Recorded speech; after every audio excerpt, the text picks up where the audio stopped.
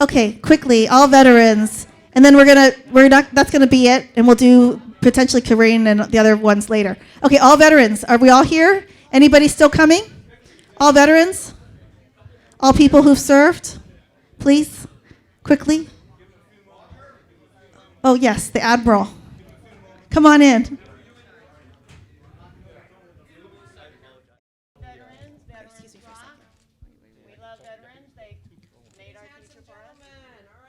Okay, Roger, I can't see you over here. I'm going to do one on mine.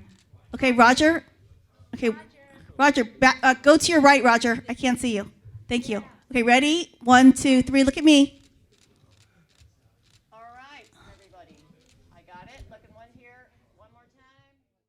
Thank you, everyone, for coming. This particular panel is quite special because we'll be hearing from the actual veterans and talking about their experiences and their journeys during World War II and after. And I want to give a special thank you to Herb and Doris. Doris, can you stand up? Yes, please. Herb and Doris have been walking me through and helping me organize this particular panel for, we'd say, like 4-6 months now. So thank you very much to both of you for making this happen. I'm shaking of how honored I am, and so I want to thank both of you for that. And Herb will be walking us through our discussion today and helping us talk to the veterans. So I want a special applause for Herb. Thank you. Okay, thank you. Thank you very much.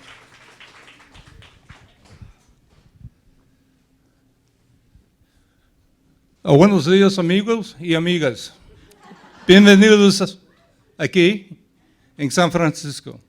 Okay, now, folks, I just said good morning and welcome here to San Francisco. I was just born a few blocks from here at the Chinese hospital in. We have a few other graduates of birth down there. Thank you. The first up through the third grade, I lived up on Jackson Street up there where the cable cars run, and went to some school called Spring Valley. Anybody ever hear of that? Okay. And then for 2 years, I went back. My mom wanted to visit. It was the last visit with her parents. Although she's ethnically Chinese, I don't want people to get confused, because after I say what I'm going to say next, they all think I was born in Cuba. But my mom was, and my aunt, late aunt, were born in the island nation of Cuba, Havana. I lived there for 2 years. I rode around on those cars you see now when they were brand new. Coming back, Dad moved us over to Oakland.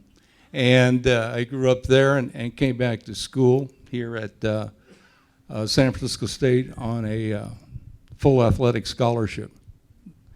I was NCAA two-sport athlete. I enjoyed that, and they also helped me through to get a master's. So that's a little quick something about myself. During the war, my dad, Herbert C. Chan Sr., was personnel officer and vice president of China Aircraft here in South San Francisco.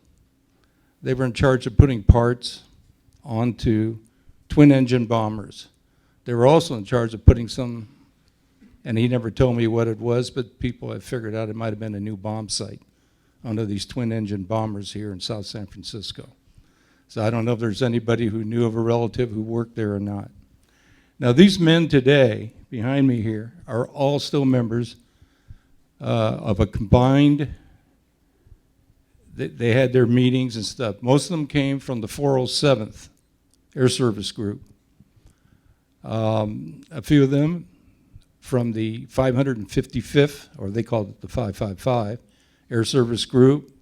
There were members also in this group from the 987th. General Chen made some really great remarks about, the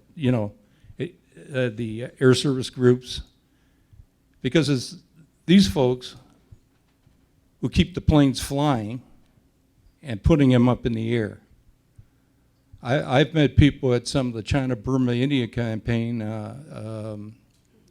reunions across the country, Tennessee, up in Reno. I've met people who, one guy was a mule skinner in Burma. They took Missouri mules over there. I met another gentleman who was part of crews that built the landing strips, maintained them. We have one member who's not here today, but he's still alive. He's in Oakland, Tom Louie. He's proud of the fact that he and his fellow Chinese-American airmen put together the lighting system for their airfield in one day, just the two of them. Things like that. My wife, Doris, her late father, was armaments. So when the order sheet comes in for the first run, they'd have to load bombs and machine gun bullets. Back over here, some of these guys went across the Atlantic and the Pacific. I'm sure they were told there were submarines, but Wilfred Eng here made it across through the Suez Canal, changing to a British ship to get to India. Harry Lim, Harry flew 8 times. I said, oh, you were on a C-47. He says, yeah, but with an organization called CNAC, the China National Air Corporation, I believe. You can correct me if I'm, off on the aviation, right? Thank you. And just like any other, war.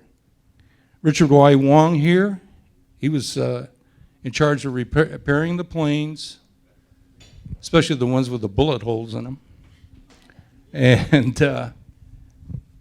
Tom Liu here was a supply sergeant in the 407th. Wing Lai, one of my close friends, 407 Squad, sorry. Oh, and the quartermaster? Oh, headquarters, sorry. And Wing here, Wing Lai, was a member of the 555th, or they called it the 555, with my late Uncle Eddie. Now today we're fortunate enough, Wing here, by the way, last year I called him on some matter other than about one of our luncheons coming up. We still meet quarterly for luncheons. And Wing, last year, after 7 decades of playing golf, got his first hole-in-one. Yeah. We're honored today also to have the founder of this reunion group, who passed away a few years ago, Mac Pong, his son Thomas Pong, cardiologist. Thomas, please stand. And my cousin, my uncle's youngest of his 2 sons, Victor Lin, and Victor's a retired lieutenant colonel, Army Reserves, and we have some of the other members here. We have Brenda Wong from the Chinese Historical Cultural Project in San Jose, and I've met some people here earlier this year. Mr. Gore from Houston, former head of the CACA National, and they helped to spearhead this gold medal drive, and a lot of thanks to them. But I was very interested in the comments by Major General Chen. There's a lot of history there, and Mr. Hom. Lots of history, and which is good. But this needs to be forwarded on. There are a lot of people today, especially young folks, they don't know the impact that these men had when they served overseas. When they served overseas, they had a lot of impact. And when they came back, they still face discrimination. I mean, in the last year, I've had 2 Caucasian or white ladies tell me, they commented how well I spoke.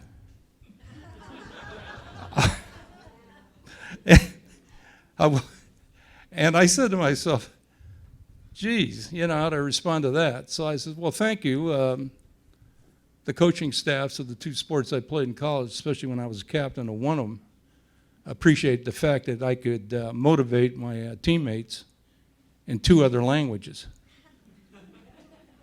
And we won't need to get into the motivational terms.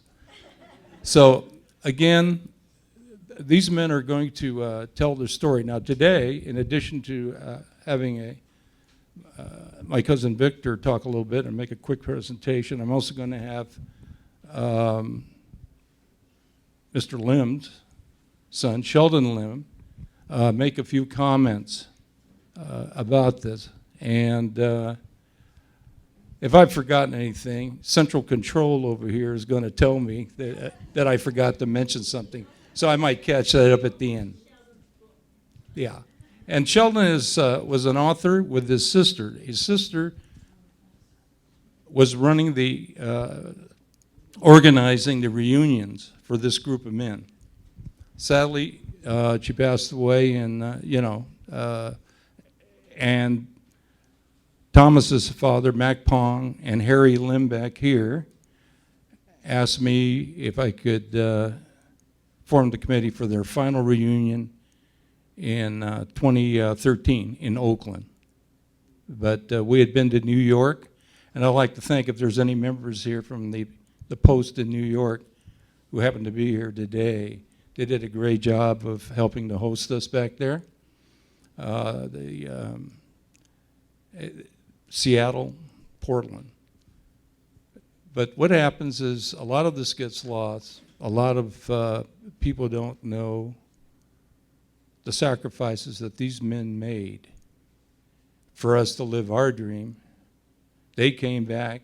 Some used their GI Bill to go to school. Some used it to get a business. My uncle had a very successful career. He felt comforted to know that his wife, my mom's sister, was staying with us here in San Francisco. So that was a big worry off of his mind, or a big, major concern. Anyway, I'd like to introduce Sheldon Lim, author of this book here, and also quite knowledgeable about a lot of things.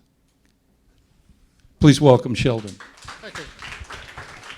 Hello, everybody. I did have a visual presentation, but after moving several times over the years, you tend to pack away things and forget where you packed it. So unfortunately, I really don't have the presentation with me, but I'll shield the book here that my late sister and I wrote several years ago.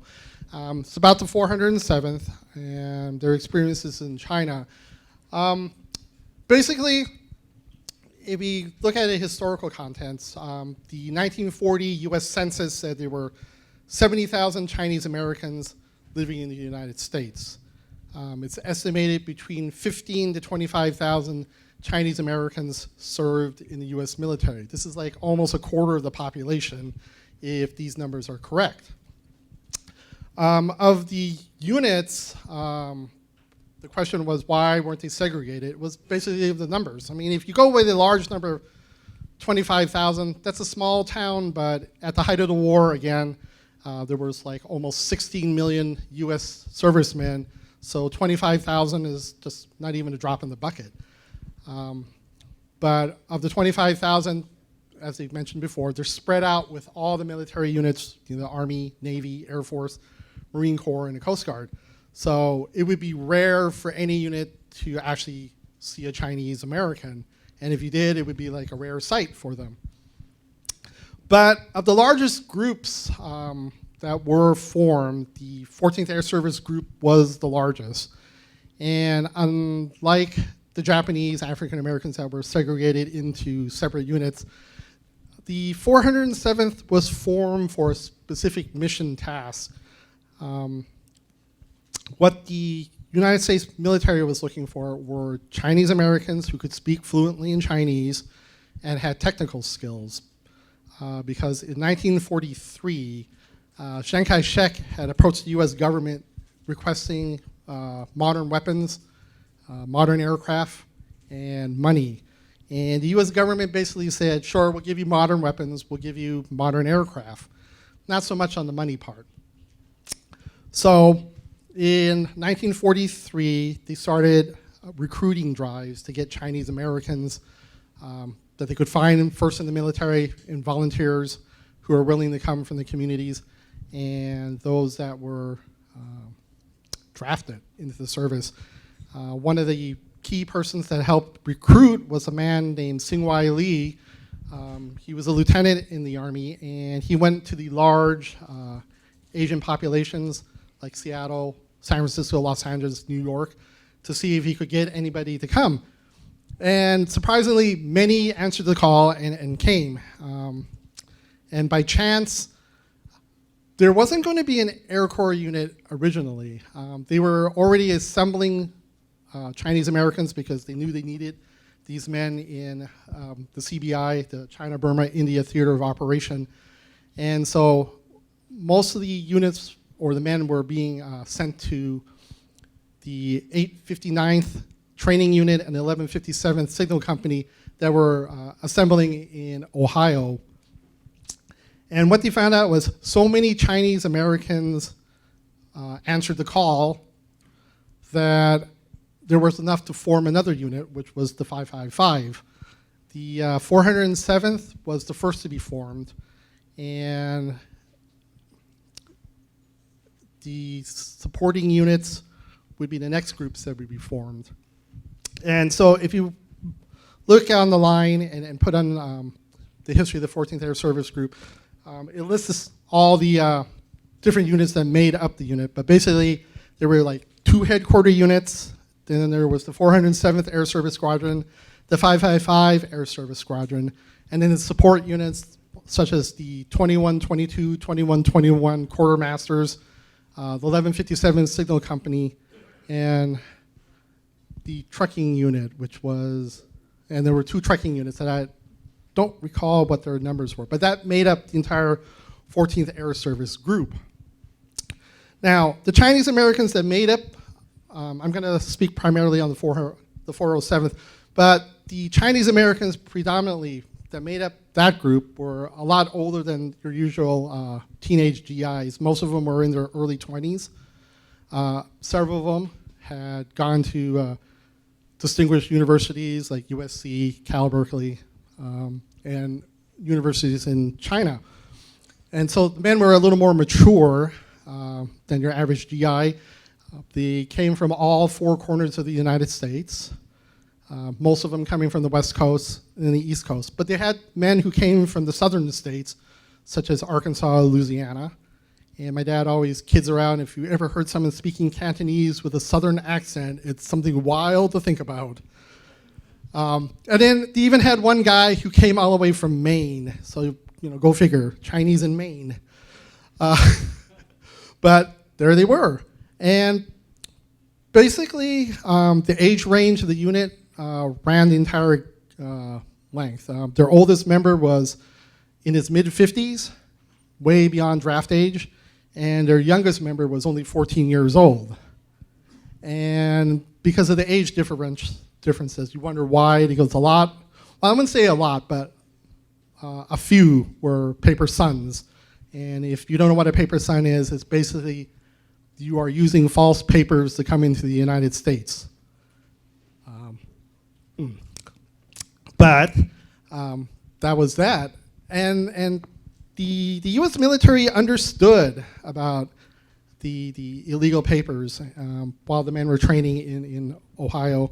And they made a point to saying, look, if you are an illegal alien but you want to serve in this country's military, come with us. We'll go down to the Cincinnati courthouse and have all you guys sworn in. And you figure, wow, this would be a big thing for them. But only 6 men out of my dad's unit actually went to be sworn in. And I asked my dad while we were researching our book why this was so. And he says, basically, these men were in this country. They had no family here. So they didn't have to really worry about immigration on their families. That was a big thing. It's like, yeah, sure, I'm sworn in as a U.S. citizen, but what about my family? So that's why only 6 men actually came to be sworn in. Now, even though they were Chinese, you figure like, oh, Chinese get along and it's fine, but that's not really true. I would say maybe 50-50. 50 were China-born and the other were American-born. And more or less they got along well, but then there was always the thing about, you're not Chinese enough or you're too Chinese. So they would have problems like that. And one of the men who really helped smooth everything out was a guy named William Hoy. He was a graduate of USC. He was a journalist, but because of the time, he couldn't get a job with any of the major papers. But he could actually see the big picture about Chinese-American participation in the war and its future. So the men, like after their duties, they would go back to the barracks and talk about what they expected life to be after the war. And then William Hoy was always heavy on civil rights. He said basically, when you go back to the world after the war, you're going to be not that coolie boy or that dishwash guy or the laundry guy anymore. You're not going to be the second-class citizen anymore. You are coming back as a U.S. veteran that you've earned the right to sit at the table with everybody else. And no one had the right to say you're not any good because you went to fight and you spilled your blood for this country. So you earned the right. And one of his ways of getting the men to get together, he started a unit newsletter called Gung Ho. And basically, the whole idea of this newsletter was to keep everybody informed about what was going on in the world and what was going on the base. And in our book, we have all the surviving issues. My dad was a pack rat, and he saved them all. So basically, if you read through it, you'll realize it's not really a straight bilingual translation. The newsletter is written both in Chinese and in English, but the stories are all different. So Bill Hoy's idea was to force each other to communicate. So if the China-born doesn't know English very well, he can ask the English-speaking, what are they saying here? And if the Chinese guy, the American-born, wanted to know what was going on, he would ask the Chinese guy what was going on. So that way we would be forcing each side to communicate and help soothe over any rough patches. And more or less it was pretty successful for the publication. But so the men of the 407th, they trained in Ohio, while the 555 would train in Florida. And it was kind of interesting, my dad said, it's because in Ohio, Chinese are so rare, even in civilian life. It was just interesting to see this. And in a way, it kind of helped the people understand that there are other races besides just Caucasian in the Midwest. But anyway, so their training was done. They completed it in Springfield, no, not in Springfield, in Ohio. They trained primarily at Wright-Patterson Air Force Base to learn how to be aircraft mechanics. And my dad mentioned that, ironically, the Army Air Corps, even though they needed men to go to China, they didn't really want to train the men because they felt they were Chinese, couldn't learn, couldn't do anything. So my dad said basically the guys with more technical skill, and believe it or not, the civilian employees at the base were the ones that actually trained the men on aircraft maintenance. So anyway, so they finished their training, and then they travel over to Norfolk, Virginia for the trip over to the CBI. Now, some people says, why didn't they just go through the Pacific rather than take the Atlantic route? And ironically, the Atlantic route was actually safer than going through the Pacific. So they went on convoy to Oran, North Africa. And my dad said while they were on the convoy, it was pretty not so much anything going on, except halfway through the convoy, the oil tanker that was following their ship is torpedoed by a German ship, a German submarine. So, if their ship was in place of where the tanker was, they probably would have sank, but we didn't do it. So anyway, they get to North Africa, into Oran. get to see some German POWs. But from Iran, they take transport to Bombay, India. And then from Bombay, India, they move up into the Assam Valley, which is in northern India. And this is before the country of Pakistan or Bangladesh even exists. So they went to a world that doesn't exist anymore. But anyway, once they were in the Assam Valley, they basically flew in. Some men flew into China, to Kunming, which was the main air base for China for supplies coming in. Oh, time's up. Oh, we'll have better speed this thing up here. Anyway, so they fight the war and they go home. So that was it. But if you want any more questions, I can answer them later. So sorry about that. Oh, I will mention one thing. The 407th was formed, like I said, for mission specific. And this is a tie-in with Mrs. Lee's presentation that she's going to be giving. They were formed specifically to support the Chinese-American Composite Wing. And then as General Chen explained, that it's a combination of Chinese nationals and American pilots and American ground crew. But what they found out was there wasn't enough Chinese ground crews in the Chinese Air Force to work on these planes, and then those that had technical skills, kind of obsolete because they're working now on more high-performance aircraft. So that's where the 407th comes in. They go to China, and they're basically not only servicing the planes, but also training the Chinese mechanics on how to work on the planes. But that's basically it. They were more formed for that specific skill to support the Chinese-American Composite Wing. But I better turn this over to Chucky here. And like I said, if you have any more questions, feel free to talk to me. Okay, thank you. That's, as you can tell, there is just a tremendous amount of history. And these are 5 of the 8 members that we still have meeting on a regular basis.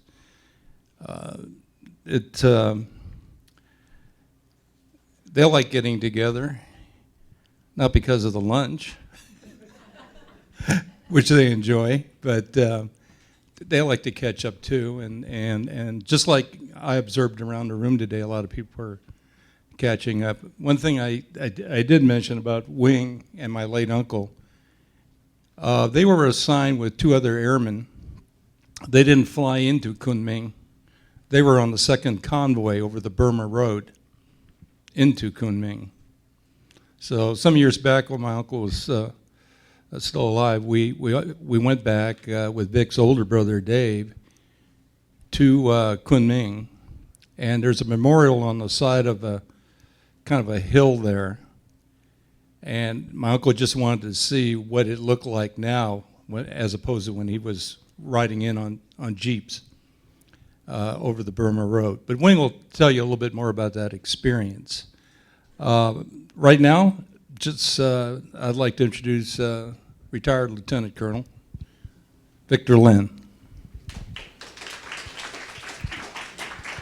All right, I hope you, don't worry, you're going to get your chance.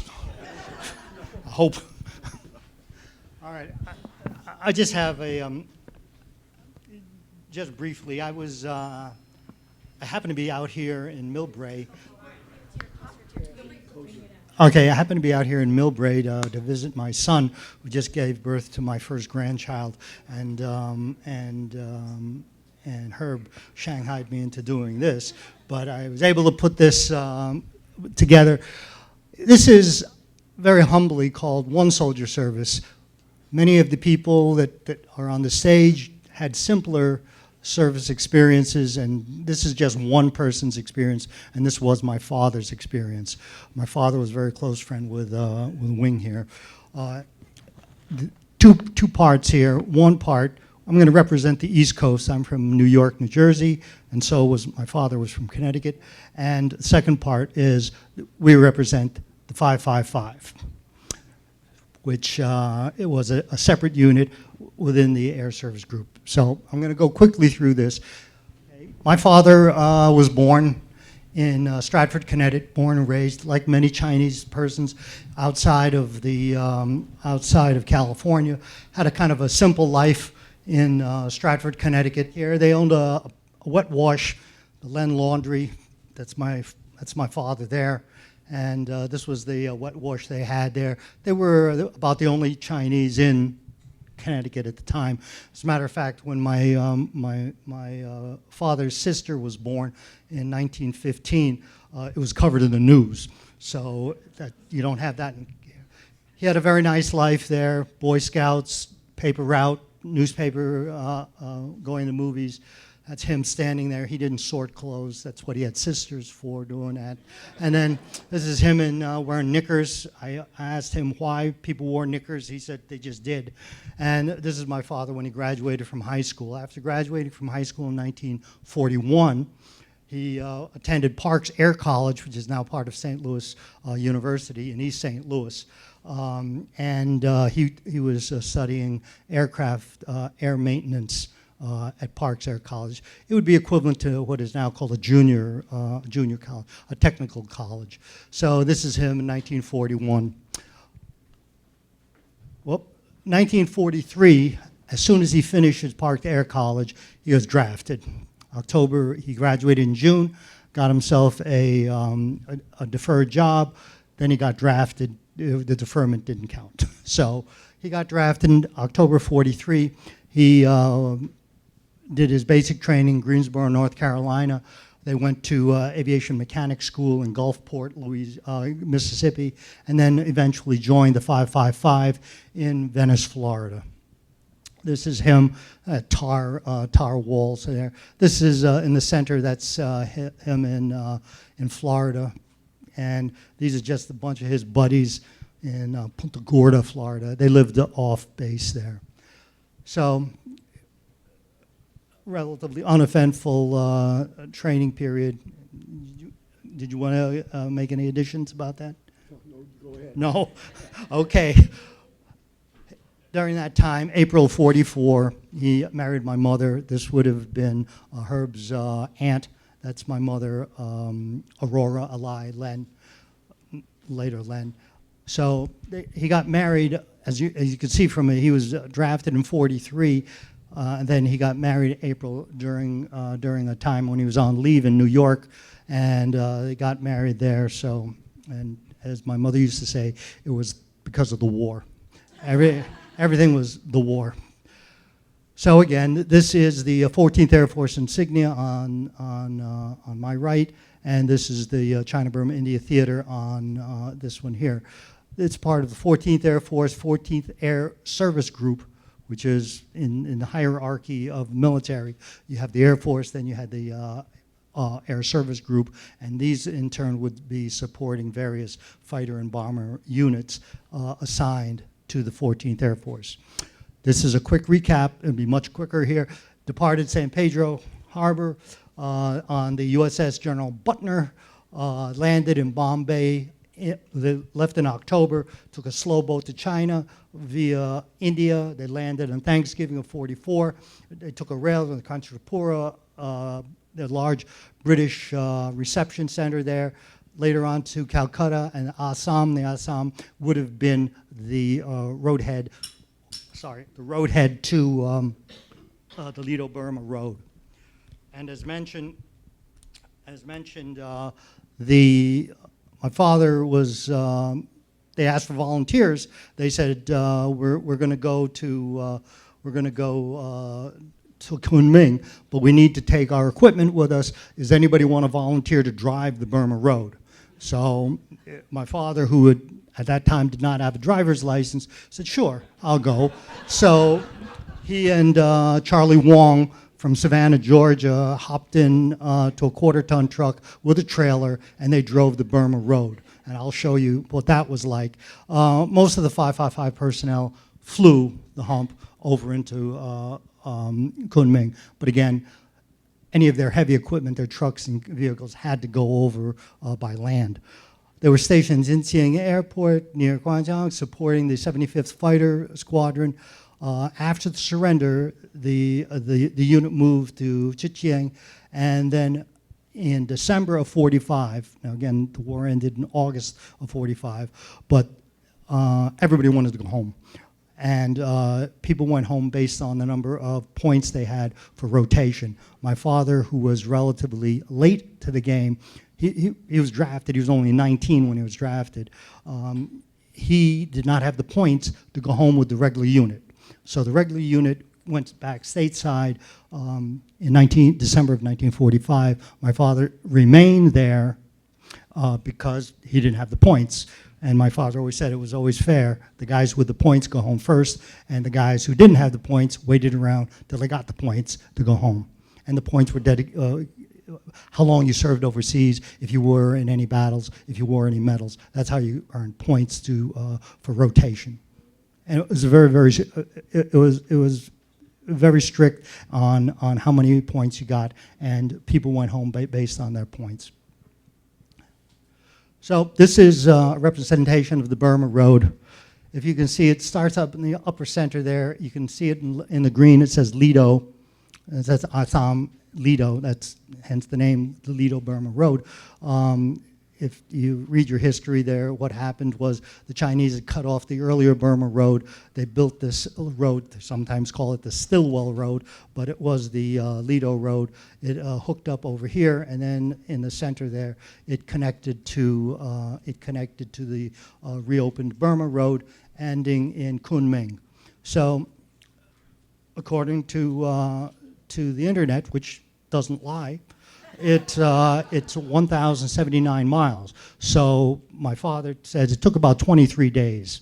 So if you do the calculations, only about 50 miles a day.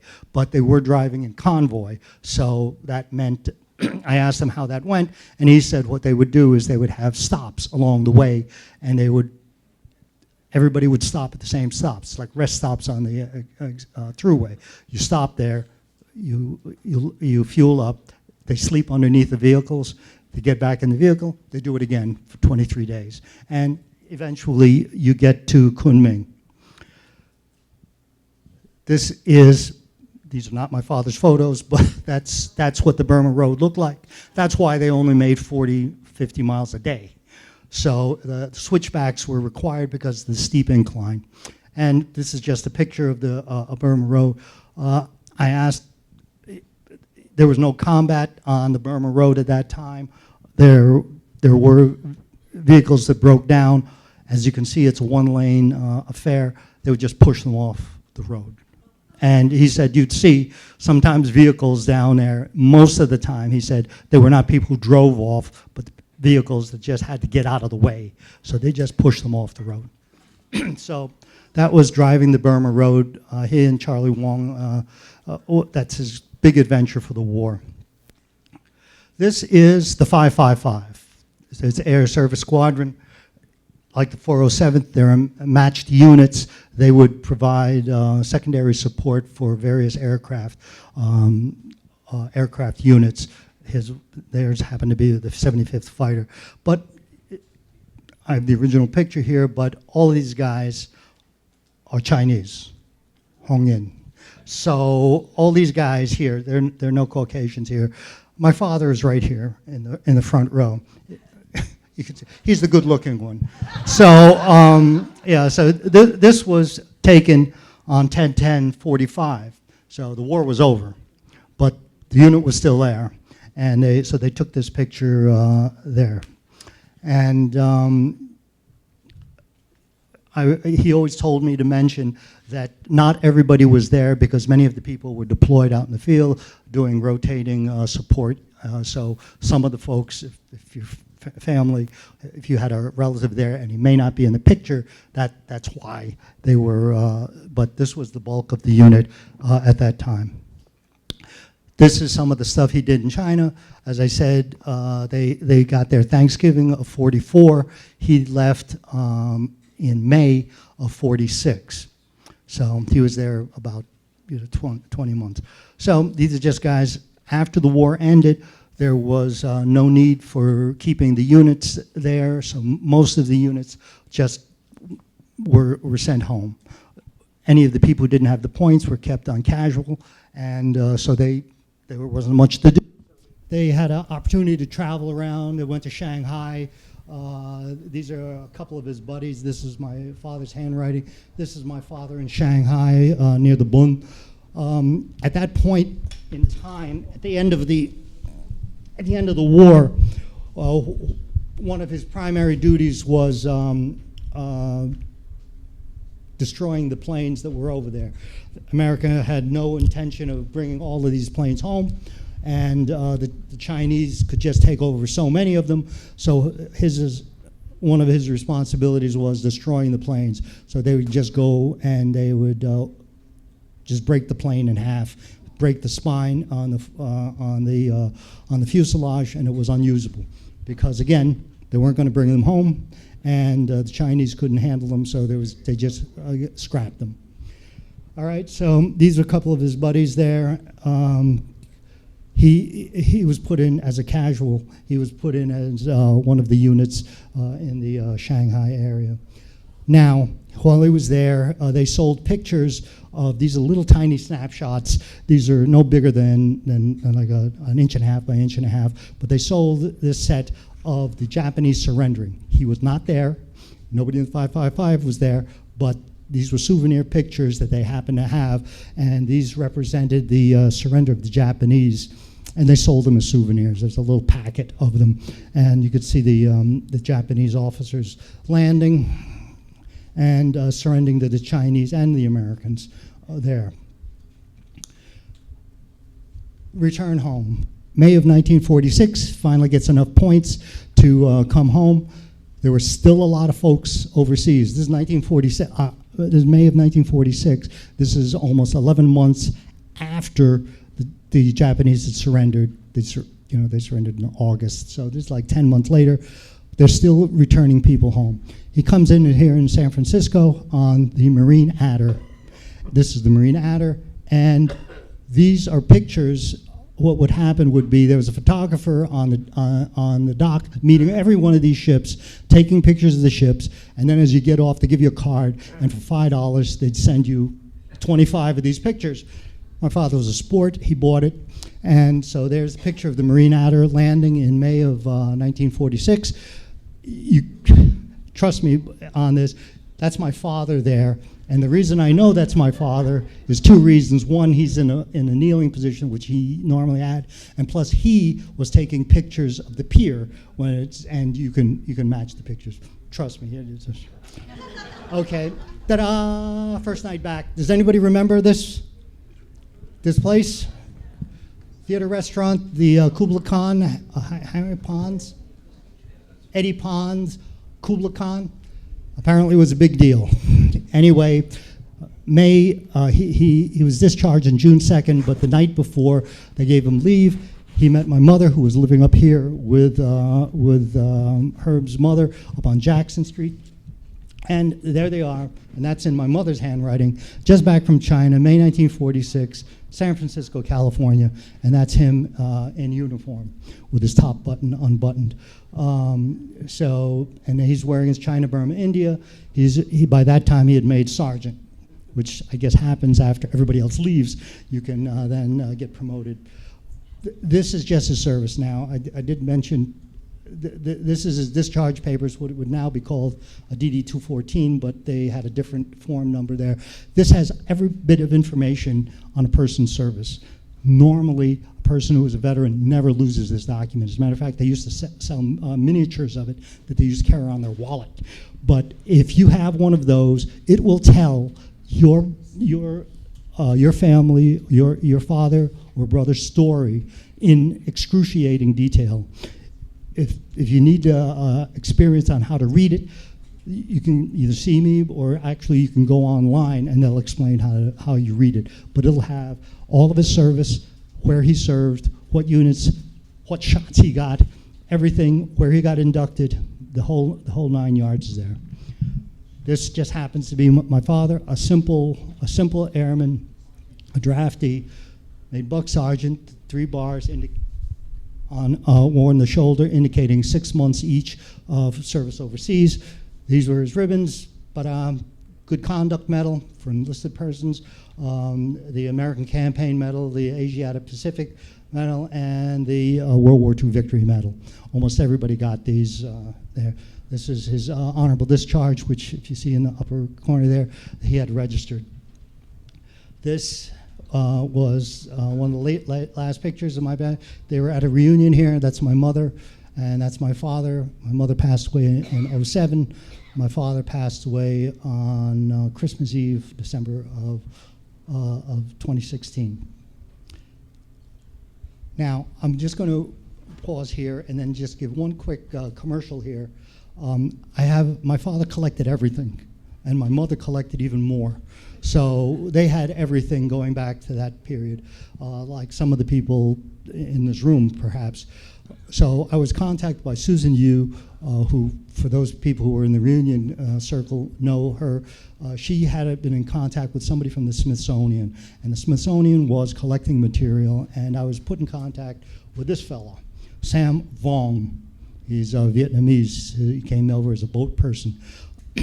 Any event, he is a curator of the Division of Work and Industry, the National Museum of American History, Smithsonian, and just coincidentally, everything coming to pass, 2 weeks ago, I was in Washington, D.C. with my brother, and we donated a bunch of my stuff, my father's and my mother's stuff, because as mentioned, my mother was brought up in Cuba, so he was very interested in the diaspora of Chinese throughout Latin America and the Americas, Canada as well. So in any event, if you think you might have things that might be of interest, he was particularly interested in industry, of course. In the East Coast, there's only two industries for Chinese, laundry or restaurant, and in the South, it's laundry, restaurant, or general store.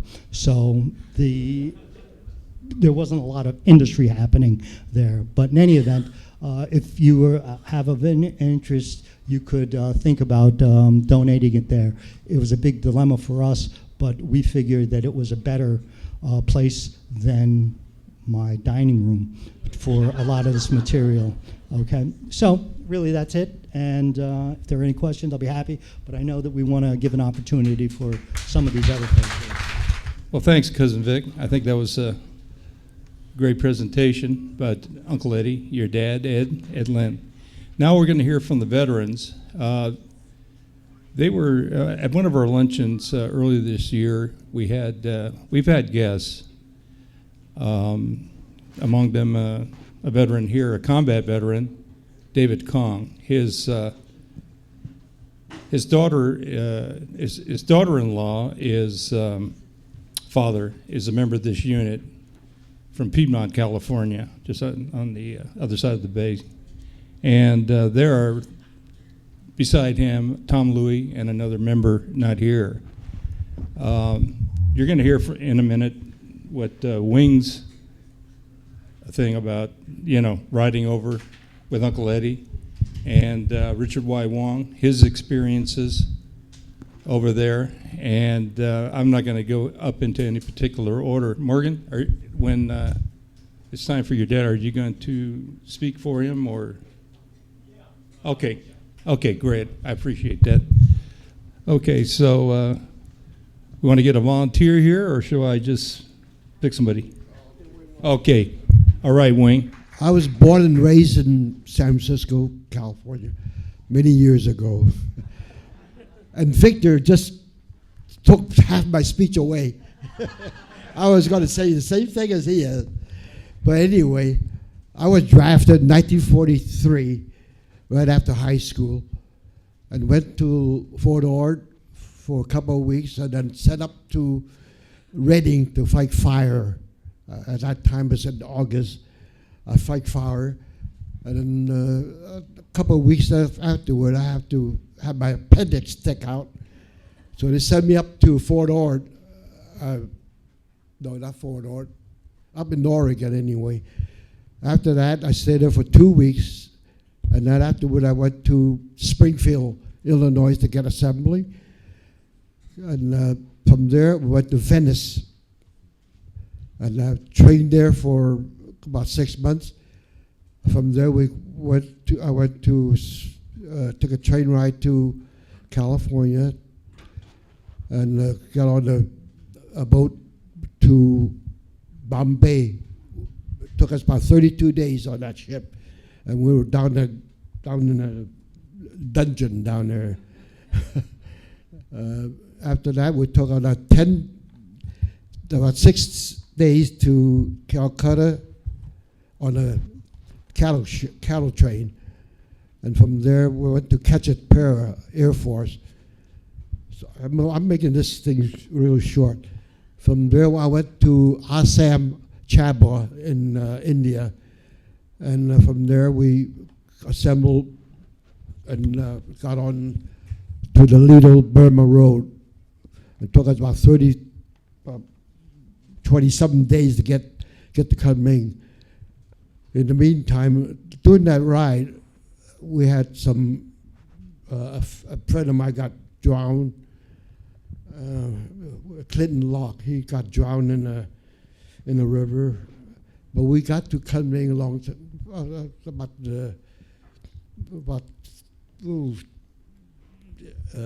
well, anyway, we traveled sometime on a Burma road, sometimes 6 miles in about 5 hours, sometimes 30 miles in about 10 hours.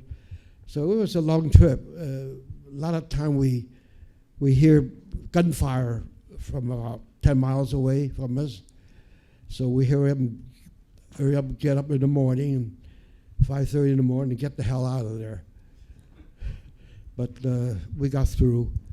But anyway, it was quite a trip, and in a way, looking back, it was a lot of fun for a while. Anyway, that's all. That's how I remember. My name is Richard Wong. I'm the third China-born Chinese that came to America. Now, I'm going to let, I was in the 407. I'm going to let Harry do the talking, what we did in China. But one of the items that I want to relate to you, why or how we won the war in China. Okay. Now the key here in doing that war was that we had people as spies that was placed near the Japanese airport.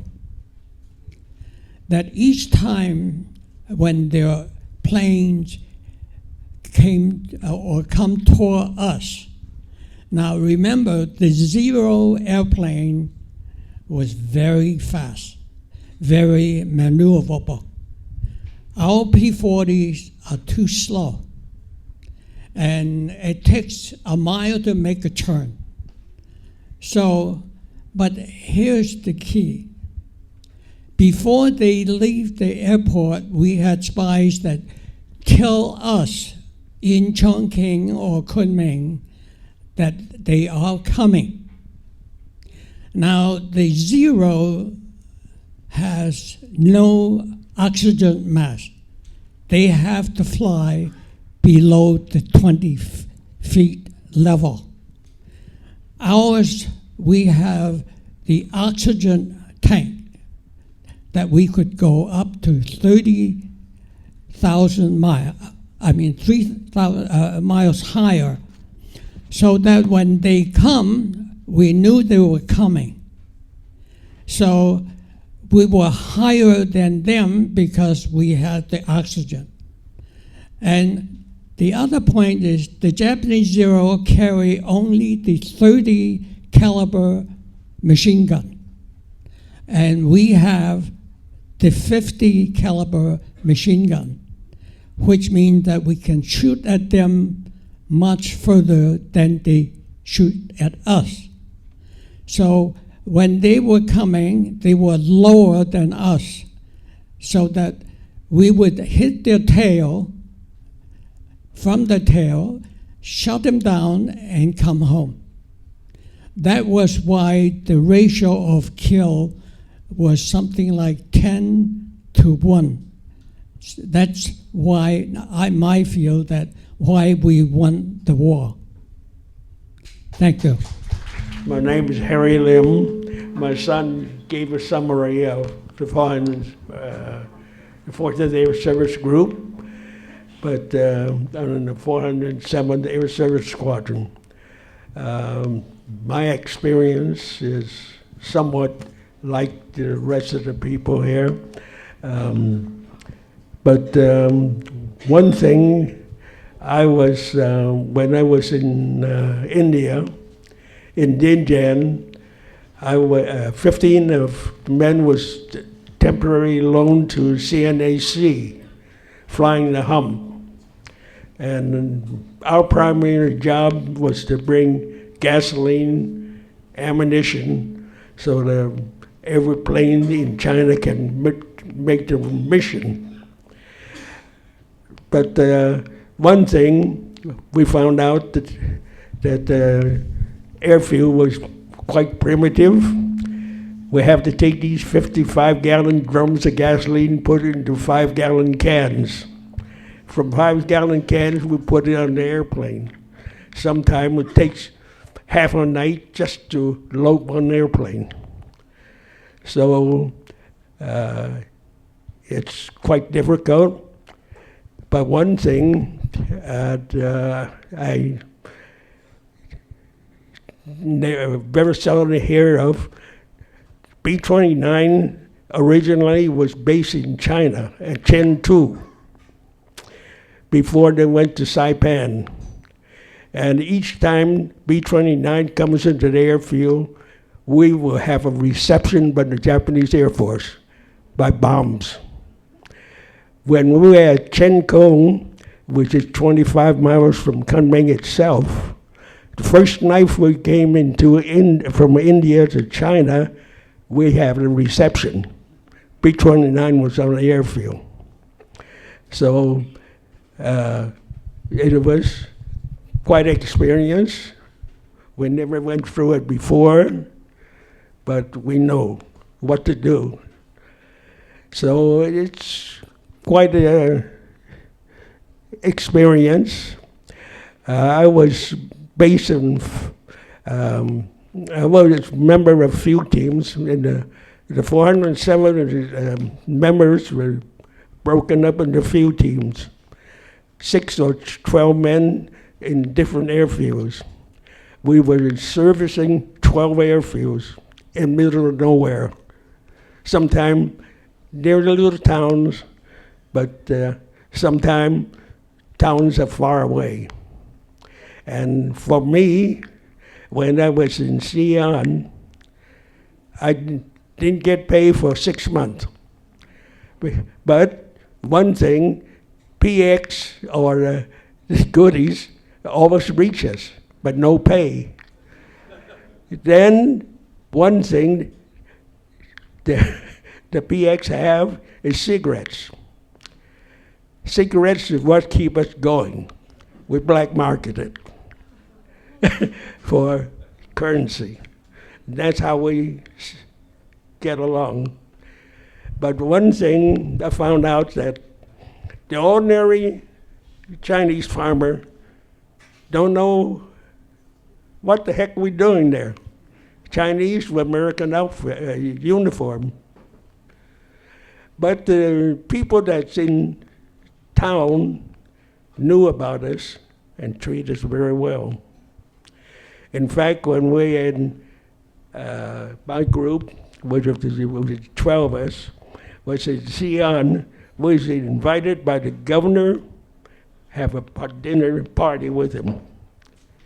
And then during the New Year, 1944, they treat us to a banquet with pheasants. We never had pheasants before, but this is something that is very, made us very happy. I didn't realize it, but before my military service, I worked on an airplane that General Chenault flew the China Clipper with Pan American down at Treasure Island. My military service began at the Presidio of Monterey, where my vocabulary increased with the word gold brick and KP. If you're caught as a gold brick, you can end up being in the Huskow.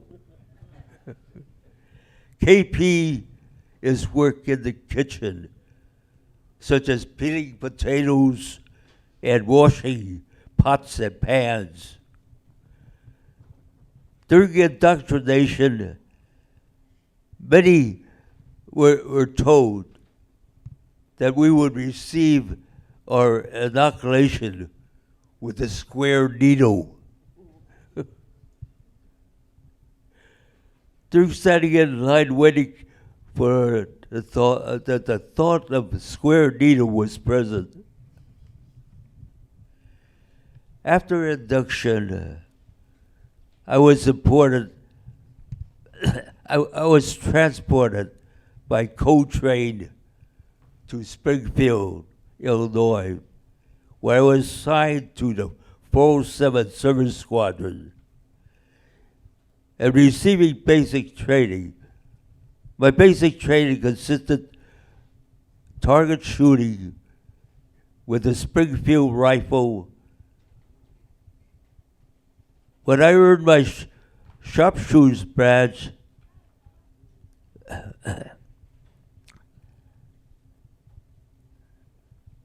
we also went on many miles hike with a rifle, where I earned with gas mask, and followed by a meat wagon, which was a weapons carrier.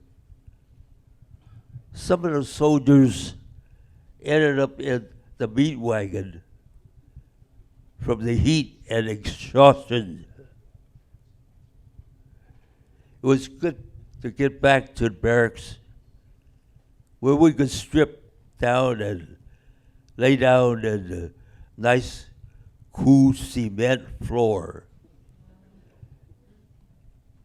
We went on a bivouac for our camping experience.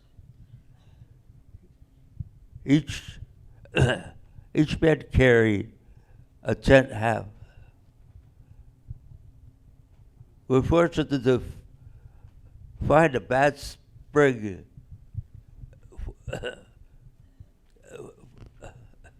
a bed spring to grill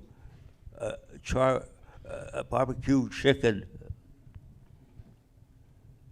My technical training was at Xenia, Ohio. It was close to Patterson Field, where I was trained on B-17 and B-25.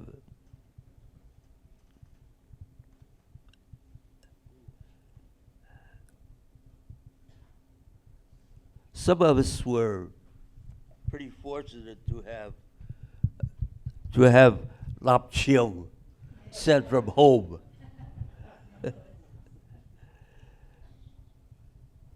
With the little rice from the mess hall in our kits, we cooked our lap chill and rice in a coal-fired furnace with our mess kit. In the spring of 1944, after basic training, we were transported to Camp Patrick Henry, Virginia.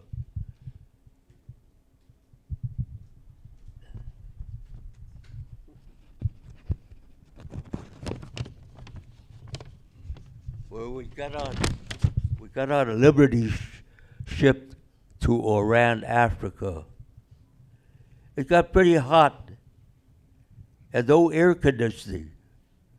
We were issued salt tablets to compensate for our perspiration. Our sleeping quarters was without luxury. We had canvas bunks supported by metal frame, one on top of the other. In Oran, we had outdoor shower, a wooden structure with the reservoir at the top.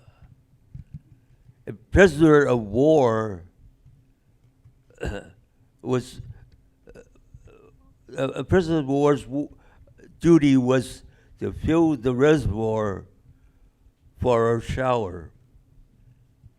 One day we went to the town. It was my first experience of seeing so many children begging. We did not have this in the good old USA. From Oran, we boarded a British ship to Calcutta, India.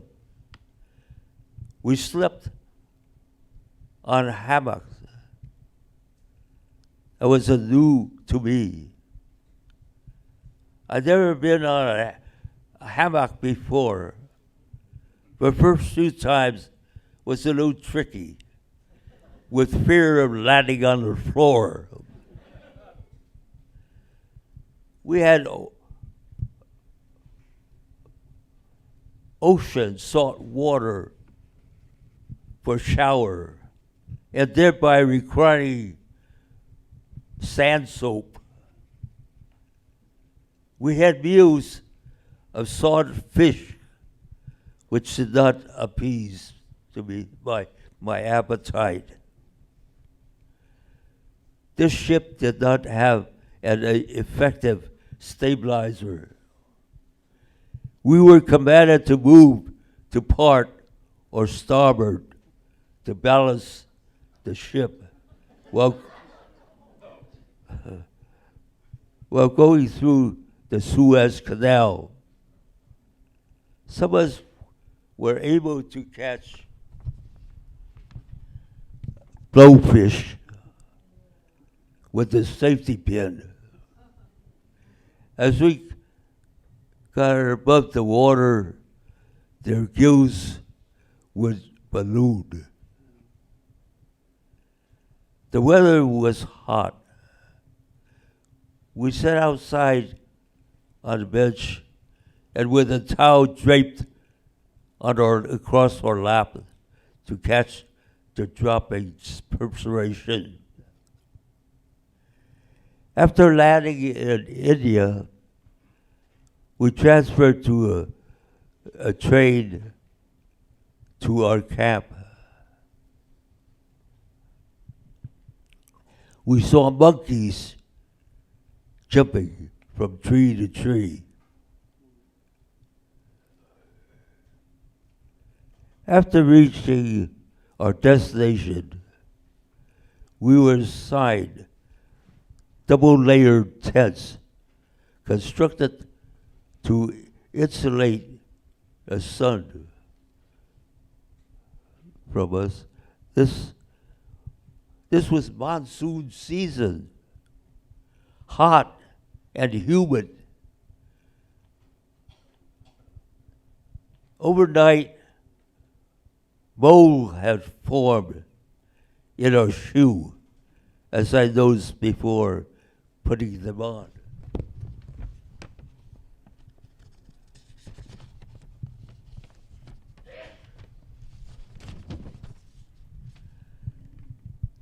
This is one of the examples of the Lend-Lease program. The U.S. lent the British money, and we leased the tent and campgrounds from them. No electricity was available, so we had to write home under candlelight. Our, our breakfast, lunch, and dinner consisted of spam.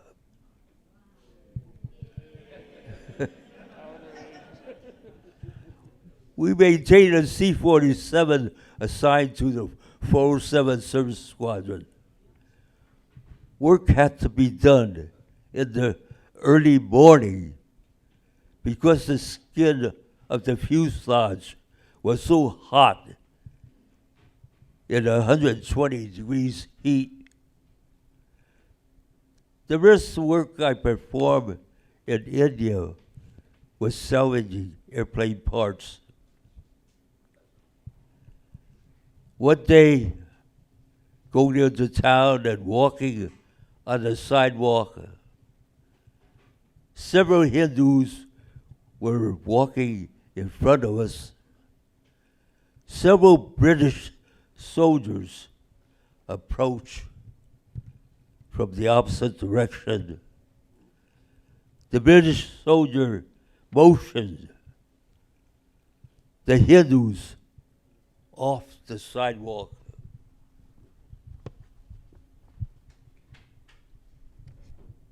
In winter of 1944, we were ordered to China.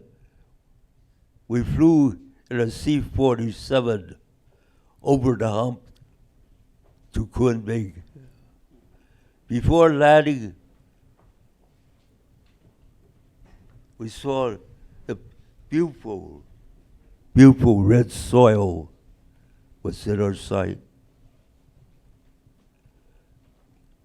The first night we experienced first air raid. The Japanese dropped many incendiary bombs. We had to take cover in the foxholes. I didn't hear any bomb explode.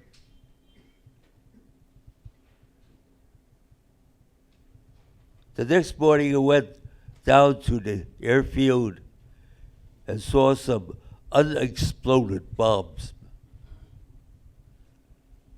Our squadron was broken up and was sent to different airfields for support. I ended up going to Sion. It was cold there. Our tents were situated a quarter mile from the mess hall where water was available. We filled our helmets, and in the morning, we found the water was frozen solid.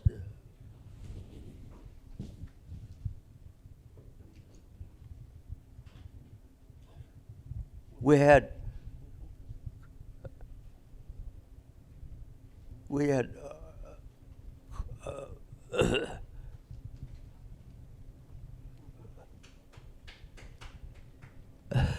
I'm sorry.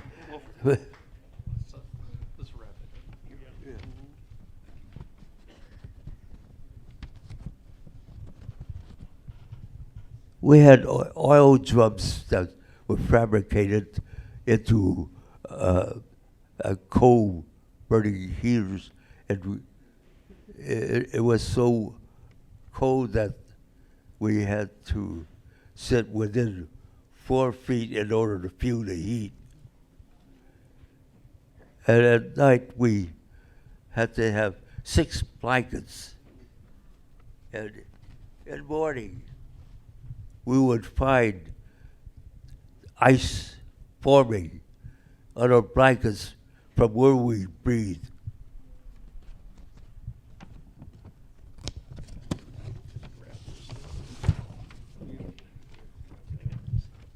After a couple of deployments, I was at the field where I was making an interchange to a P-51. I was mounting the engine when I heard someone yelling that Japan was bombed and the war was over. we continue working to prepare for a runoff. Our next trip was to combine with the 555 Service Squadron to celebrate the end of the war. Several other members and I, who played instruments, formed a band. With a few practice, we had a great, enjoyable time. At the end of 1945, we were transported to Shanghai. I will always remember the enjoyable taste of fresh milk. It was like eating ice cream. All the time in India and China, only powdered eggs and powdered milk was served.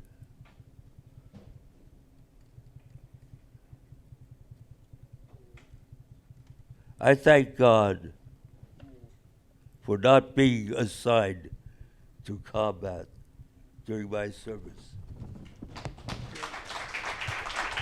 Thank you, Wilfred. Thank you, Wilfred. And that is a firsthand about his travel across. The men were exposed to, whether they knew it or not, they probably did. Either they crossing the Atlantic or the Pacific in those cargo vessels. They were obviously targets for either German or Japanese submarines. Now, our last veteran, Tom Liu, is 102. He celebrated his birthday 2 days ago. And his son Morgan is going to say a few things. And okay. He's celebrating by taking a nap. Yeah. So if you'll indulge me, I'll share stories that he's shared with me over a lot of years. The stories that you've heard from all of these veterans are, their personal stories. There are things that are similar, and there are things that are really different. And I'll share a little bit. Dad, you wanna say hello? Go ahead and wave to the audience. They've come to see you and the other vets. You wanna just wave? You want to say something? Say hello. Tom is 103 years old. No, 102. He's not. Yeah. Don't push it. Yeah.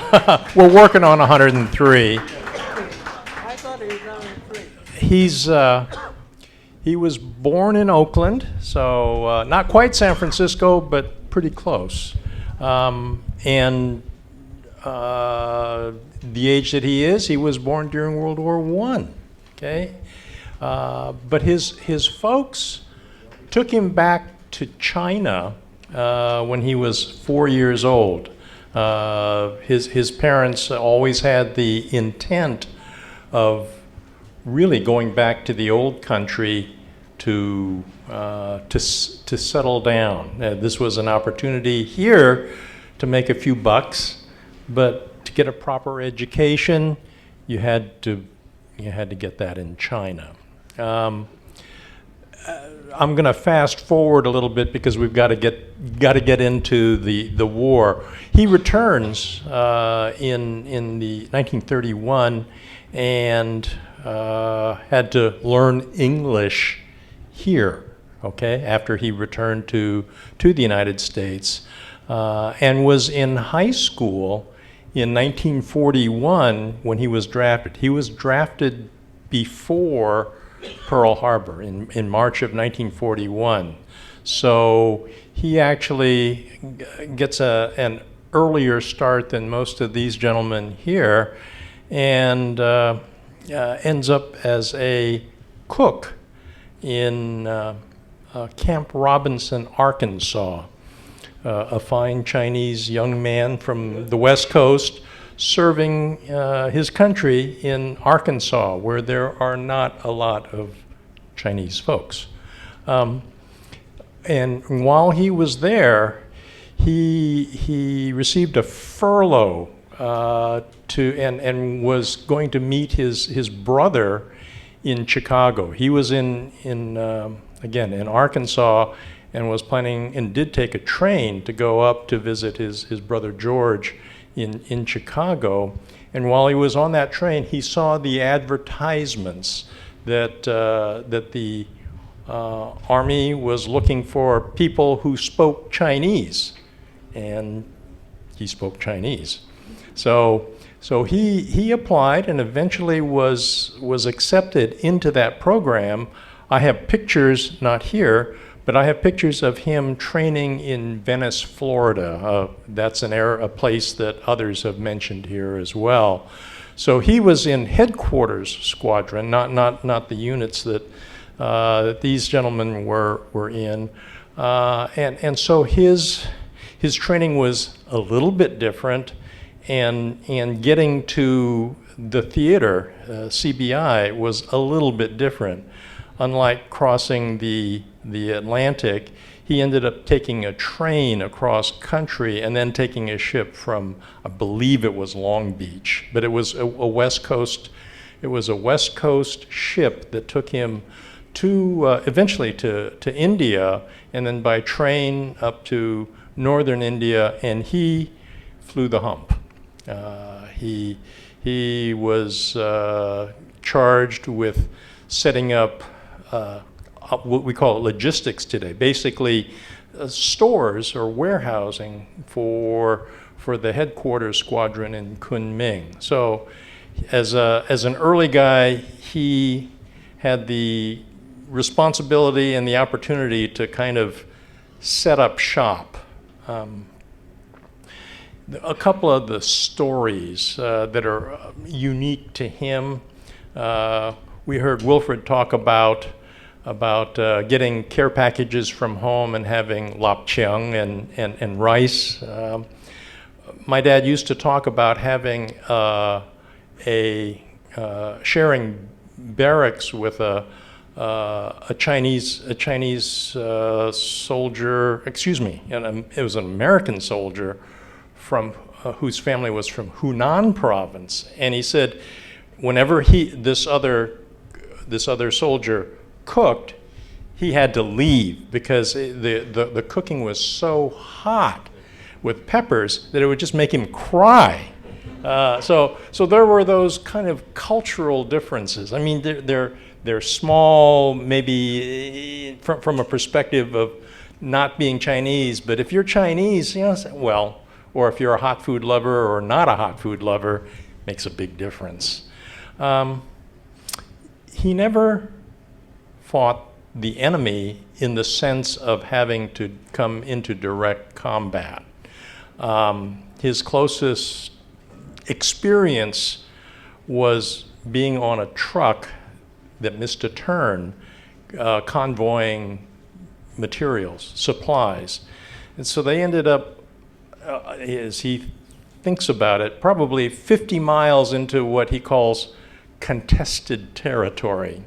But maps weren't very good, and the roads weren't very good either. So he ended up in places that, at least in this instance, were not where he planned to go. There were, war was kind of full of those unexpected turns.